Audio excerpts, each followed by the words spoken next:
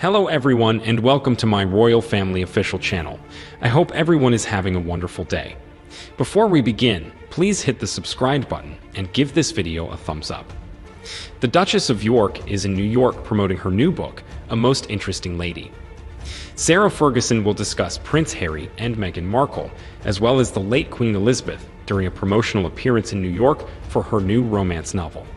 The book, titled A Most Intriguing Lady, will be inspired by historical figures as well as biographical elements from the Duchess's life in the royal family.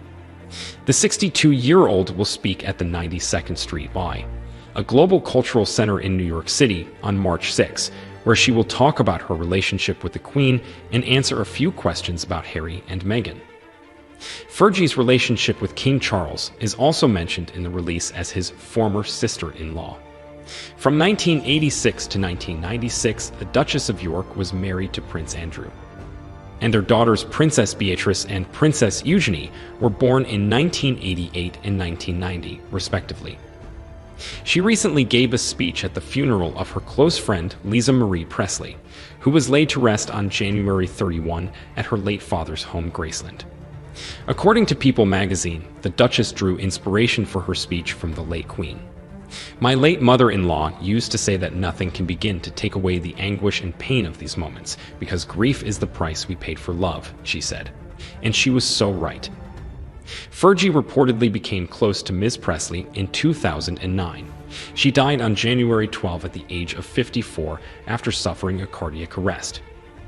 Fergie revealed last year that she wrote the book to cope with the stress of Prince Andrew's sex abuse lawsuit, and she also gave the Queen a copy in French before she died. It is unknown whether Her Majesty has read the novel. "I escape in life through my imagination and my will to be joyful," the Duchess explained to The Times. She referred to the late Queen as her greatest mentor and the person who believes in me in 2021. "I absolutely admire the incredible way Her Majesty is so modern and how flexible, understanding, forgiving, and generous she is," she said on the Tea with 3D podcast. "I honestly believe that my mother-in-law has been more of a mother to me than my mother. She's never let me down. I firmly believe there is no greater mentor. Her Majesty's consistency has been a great honor. It's a huge honor. This makes me want to cry." The Duke and Duchess of Sussex have made several shocking allegations against the royal family recently. According to reports, Prince Harry and Meghan Markle are not seeking the ultimate destruction of the royal family. The Duke and Duchess of Sussex have made several shocking allegations against the royal family, first in their Netflix documentary series and then in Harry's autobiography, Spare. The prince also gave several television interviews to promote the book. Buckingham Palace has remained silent on the allegations, while King Charles IX is said to still want his youngest son to attend his historic coronation ceremony on May 6 at Westminster Abbey. However, one royal commentator believes Harry and Meghan should avoid the coronation, but if Charles insists on them witnessing his coronation, he must protect the feelings and reputation of helpless William and Kate at all costs. "Harry and Meghan are seeking ultimate destruction, not a compromise," GB News presenter Dan Wooten wrote in his latest column for the Mail Online.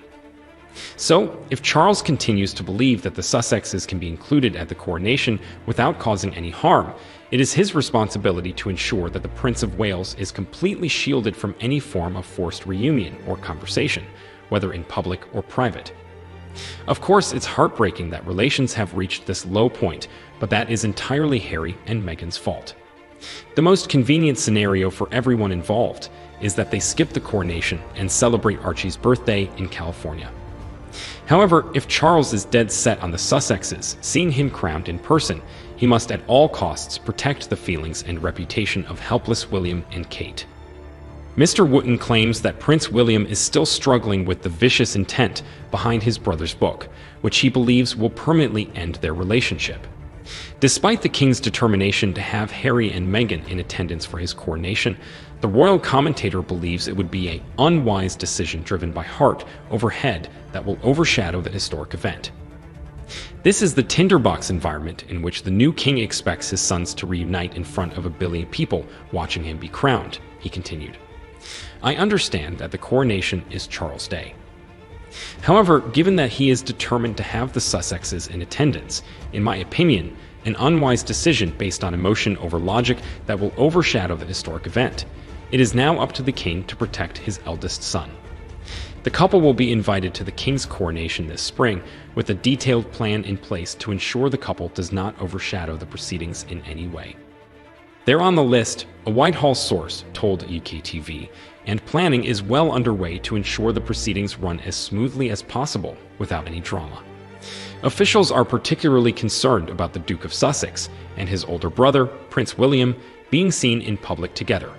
Seating arrangements are being made at Westminster Abbey to avoid the two princes being photographed too close together. According to The Insider, invitations to the historic event will be sent out in the coming weeks once the final guest list is confirmed. Harry and Meghan are currently on the 2,000-person list, along with other domestic and foreign royals, dignitaries, and world leaders. However, it remains to be seen whether the Sussexes will make the trip from the United States to the United Kingdom, as RSVPs are expected by the beginning of April. Meanwhile, royal historian Robert Lacey believes the schism between the Sussexes and the royal family will take time to heal due to some very serious disagreements between them. He did, however, point out that Harry and Meghan's behavior during the late Queen's Platinum Jubilee celebrations and family funerals last June demonstrated that they could put aside their feud to present a united front with the royals when necessary. "It's almost insulting to ask, when are they going to kiss and make up?" said Mr. Lacey. "They have had a number of serious disagreements." However, the Queen's and Prince Philip's funerals demonstrated that they could put personal animosity aside for the sake of the greater cause. And that will be the focus of the coronation. The palace is under pressure from Harry and Meghan to create 3 coronation scenarios. According to sources, the Duke and Duchess of Sussex have been invited to King Charles II's coronation, and invitations will be sent out soon. According to a royal commentator, Buckingham Palace will prepare for 3 different scenarios regarding Harry and Meghan's attendance at the coronation. Kinsey Schofield, host of the Today for Daily podcast, believes the Sussexes must be invited to the historic event on May 6 to avoid a PR nightmare. The palace is planning for 3 separate scenarios. Harry and Meghan show up, only Harry shows up, or neither show up, she told GB News. They've asked everyone to RSVP as soon as possible in early April so that King Charles can be the focus of the coronation, despite admitting that Harry and Meghan would be a great distraction. Thanks for watching if you liked this video, so please don't forget to subscribe my channel and don't miss any updates.